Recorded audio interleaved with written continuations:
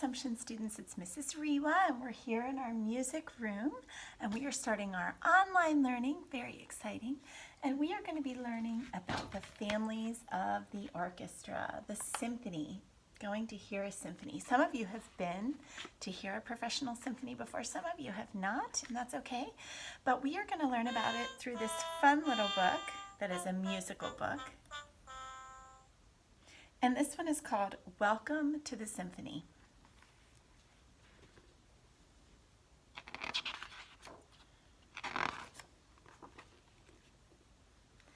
Hello and welcome to the symphony. Please take your seats. This little mouse is saying, oh, this is so exciting. I've never been to the symphony before. And this one's saying, I don't even know what a symphony is. And this one is saying, trust me, you'll love it. It's some of the greatest music you'll ever hear. The concert is about to begin. So in this picture, we can sort of see that there are all these different musicians on the stage with their instrument, and they're getting ready to start a concert.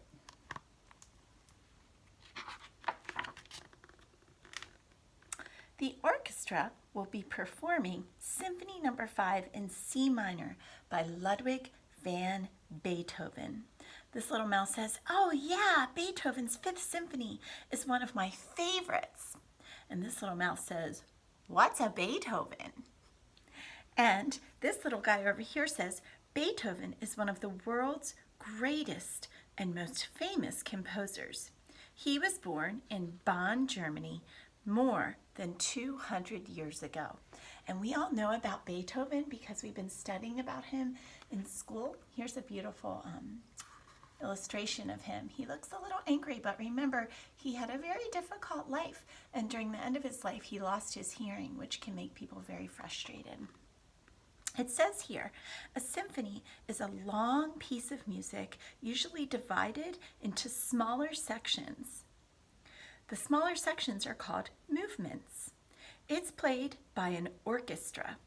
Ludwig van Beethoven wrote 9 symphonies.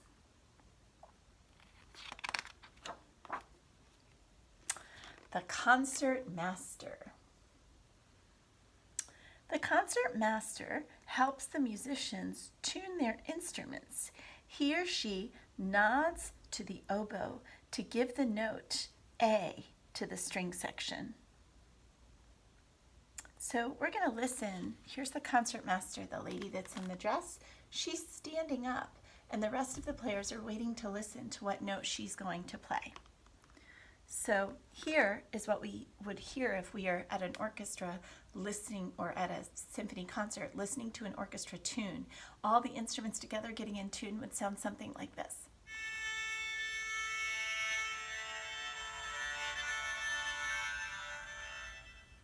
Okay. Once everyone is tuned, they can begin the music. But first they will need the conductor. The conductor, which that word sounds a lot like composer, a conductor and a composer are two different people. A composer is the person that writes the music, but a conductor is the person that tells everyone when to come in and when to get louder and softer, and they hold a baton to keep the time of the music. So here's the conductor coming on stage before the music starts, and it says the conductor is the person who leads the orchestra. He or she lets the musicians know when to start playing and how fast or slow to play, as well as how loud or soft to play. And these silly little mice are saying, who's that guy coming up on the stage? Is he late or something? And this little mouse is saying, he's not late, he's the conductor. And this last little mouse with the glasses is saying, the conductor gets to tell everybody what to do. He's the director.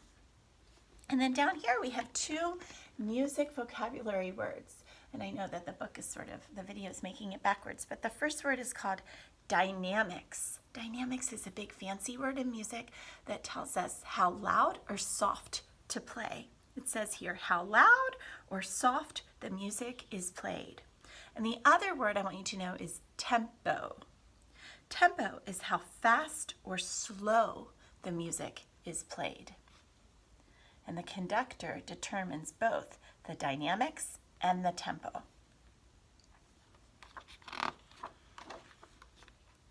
Symphony number 5 in C minor was first performed in Vienna in 1808 and is one of the most famous symphonies ever written.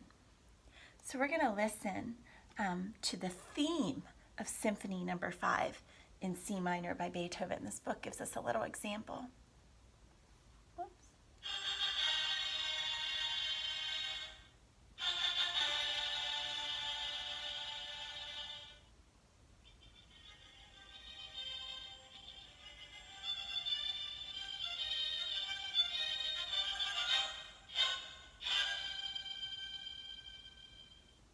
It's really beautiful, but it's in minor key, so it has a little bit of an eerie sound. Very different from the Ninth Symphony that you all know, which we sing at Mass. Joyful, joyful, we adore thee. We sing that. But the Symphony number 5 does not have a vocal part to it at all. Okay, here we have notes on the staff. The symbols you see are the treble clef. There are some flat signs here, the time signature, and then of course there's notes. In the book, the little mouse is saying, I love the theme. That's the part that we just heard played of the Symphony number 5. It's so exciting. And this little mouse says, and dramatic. And this little mouse says, yeah, it sounds great. What's a theme? He's silly. He's going along with what they're saying, but he doesn't really know. Let's define what a theme is. A theme is like the main idea of a story. It's the part of the piece that you hear most often, and it repeats in lots of different ways. Ba-ba-ba-bum, ba-ba-ba-bum. That's the theme of Beethoven's Fifth. Let's listen to it one more time. I'll put the theme on.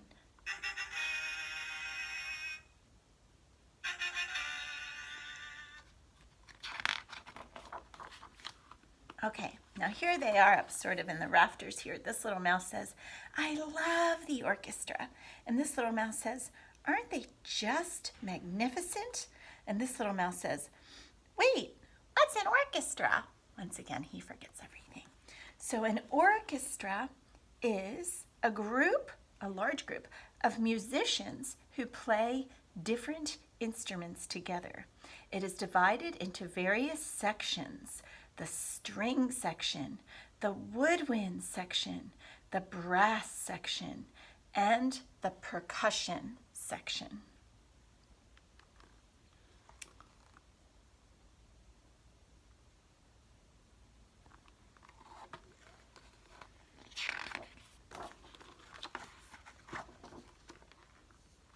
The string section. We're going to talk about the string section first. The strings are the violins, the violas, the cellos, and the double basses. They're called string instruments because each one has a set of 4 strings that you play with a bow or pluck with your fingers. These instruments look alike, but they vary greatly in size and sound. The bigger the instrument, the lower the sound. Can we do that together? The bigger the instrument, the lower the sound. The smaller the instrument, the higher the sound. Okay, so the biggest string instrument over here is the double bass. It's going to have the lowest sound because it's the largest string instrument. Look at this guy. He has to stand up to play it. Now over here, I'm going to get a little bit closer, but it gives you an example of all the different kinds of instruments. This one is the violin. This one is the viola. This one is the cello, and this one is the bass. Let's listen to all of them. Here's the violin.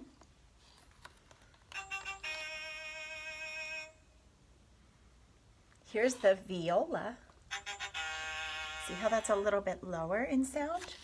Here's the cello. And here's the bass.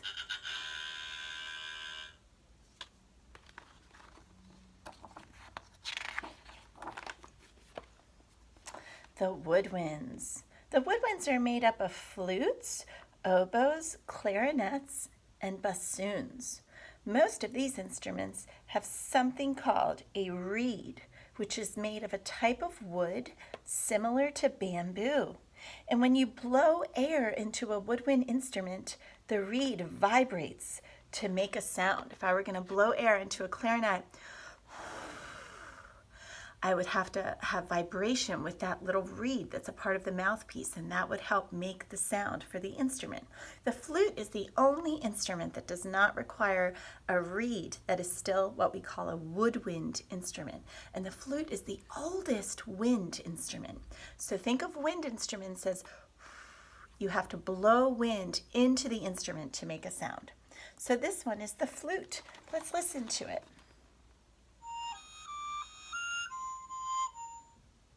Nice.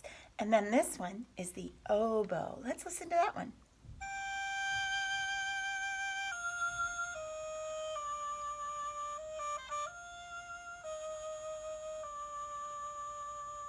Here's the clarinet.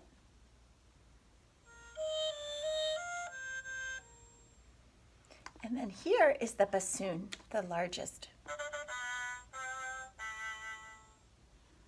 We're going to keep reading. All right, now there's another family of orchestra. We learned about the string family, and now we're going to learn about the brass family. See how all of these instruments are made of like a shiny gold metal? So the brass section, or the brass family of the orchestra, it's sometimes called, is made up of a group of shiny metal instruments that can play very loud. You have to buzz your lips into the mouthpiece of a brass instrument in order to make a sound.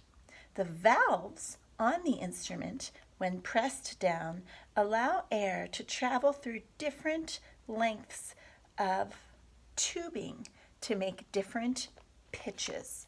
The first brass instrument I want you to hear, which is also the smallest, is the trumpet.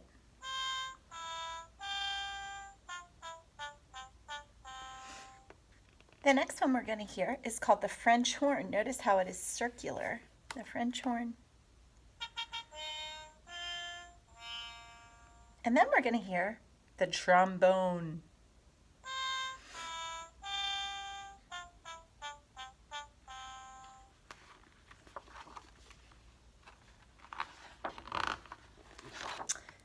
And another family of the orchestra is called the percussion family. And if you notice, this gentleman that's playing these drums, they're called timpani drums.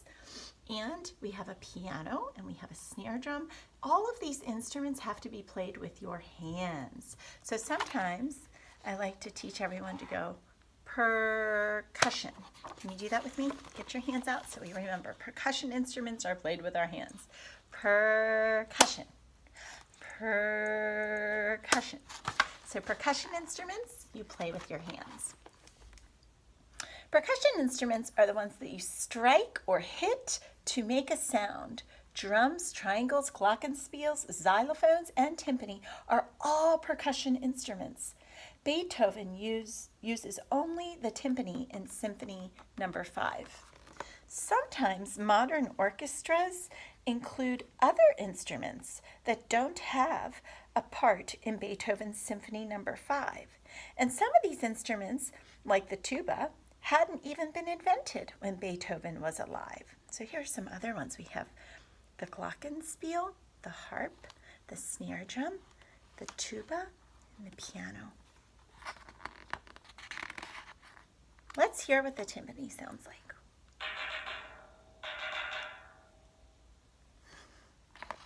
Okay. Music, my favorite subject. Music is like a conversation. The instruments talk to one another, and sometimes the strings talk to the woodwinds. Sometimes the brass will have something to say, and each section takes turns speaking and listening, and then they play together. Let's listen.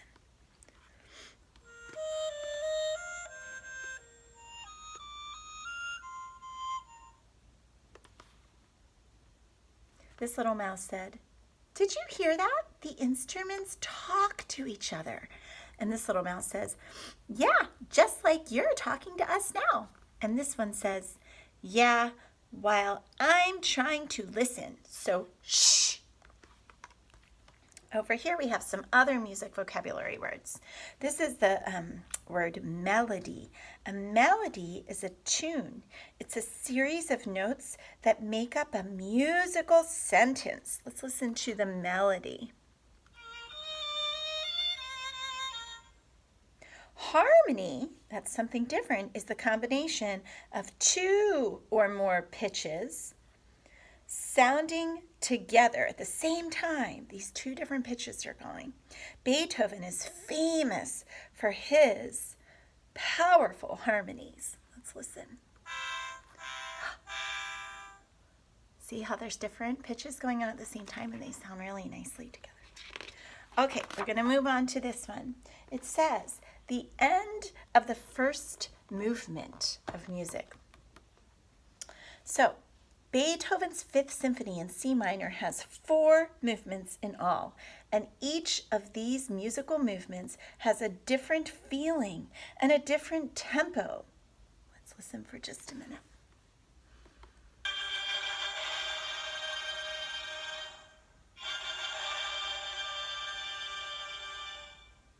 This little mouse says, fantastic, bravo.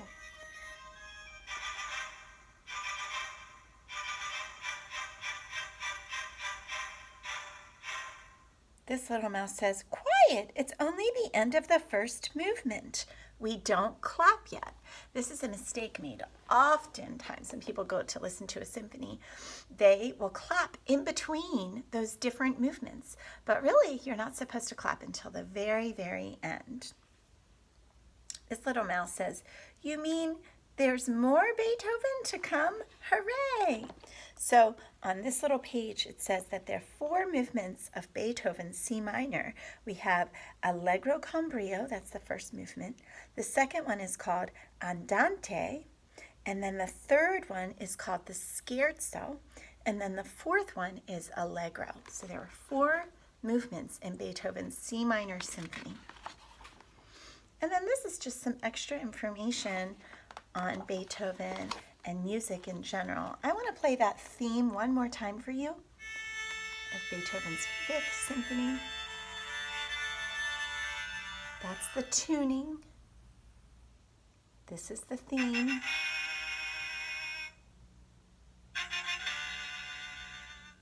Good. And also I want you to hear melody one more time. Then harmony, when we have more than one pitch going on at a time. Notes together that sound nice together. That's harmony.